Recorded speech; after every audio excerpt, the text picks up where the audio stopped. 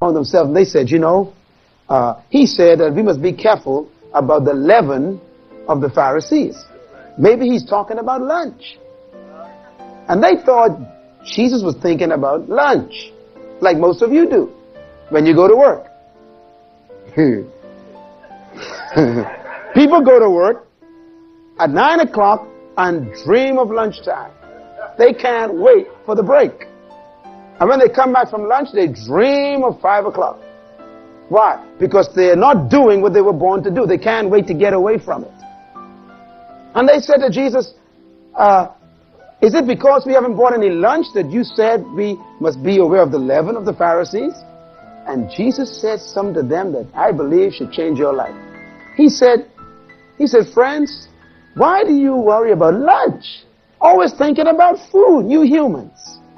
He said, my meat is to do the will and the purpose of my Father.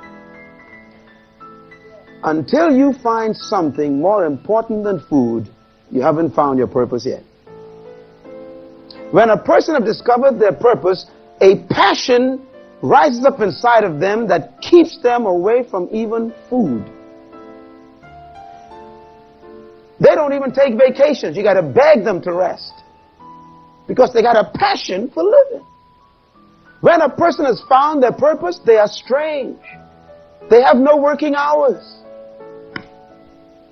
Only people with jobs got working hours. People with purpose have no working hours. Then there's no punch clock for them.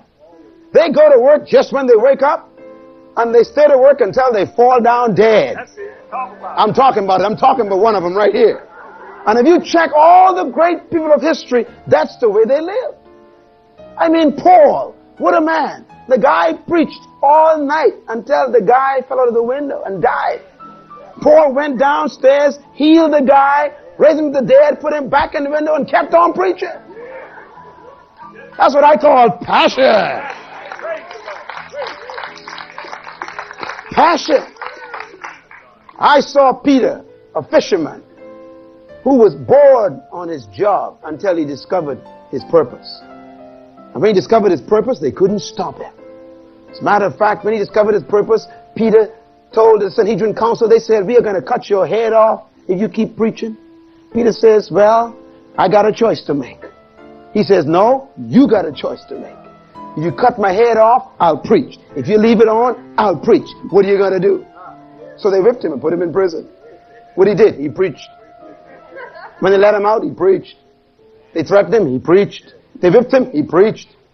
They ran him out of town, he preached. They stoned him, he preached. You see, when you got purpose, nothing stops you. Because there's a passion that is stronger than death.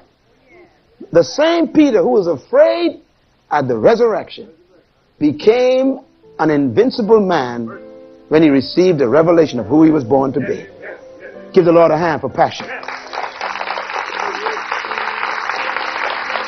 You and I, we must discover something that makes us have a reason for living beyond death. You know, Martin Luther King was a great man. And like all people who discovered their purposes, he took on a spirit that was very difficult to handle. You know, people heard Martin Luther's testimony as he spoke from the steps of the Lincoln Memorial years ago, and that great speech he gave, I have a dream. How many of you have ever heard that dream? You ever heard it before? Isn't that a great speech? But do you know that the greatest message this man ever gave was not on the steps of the Lincoln Memorial? His greatest message was given in a small little church in Alabama that could only seat maybe a couple hundred people. And he was speaking at this church service, and I remember listening to that speech, and I said to myself, that's the greatest statement the man ever made. What was it? He stood before those people, and by this time, they had threatened to kill him all over the country. He knew that there were people out there who did not agree with his philosophy. But he was born to do what he was doing. And you could see it in his eyes. You could almost feel it in every word he said. And do you know the words that spoke from that man's heart that was an indication of his passion and purpose was this? He said, it doesn't matter anymore Boy, that's a powerful statement. What are you waiting on? That's it. You see, you'll never change the world and impact your generation until you can say, it doesn't matter anymore. It doesn't matter what they do. It doesn't matter what they plan. It doesn't matter what they try. They can't stop me. Why? I'm already dead. When he said, it doesn't matter anymore, he became a dead man. How can you kill a dead man? I wonder if you found a dream that can cause you to say, it doesn't matter anymore. You know, that's how it is with me. What I was born to do is so clear. It's on paper. I got it all written down. I got my life in detail on paper for the next 50 years. That means about 95 years old, I should be around finishing everything. And do you know, that makes me very dangerous.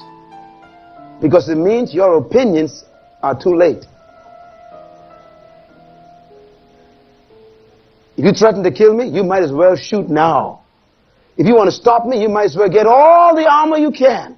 Why? Because I've discovered something more important than your threat. That's what purpose is all about. There's a passion for success. Success, therefore, has to have passion in it. If you could stop doing what you're doing and still be happy, you don't have any passion for what you're doing.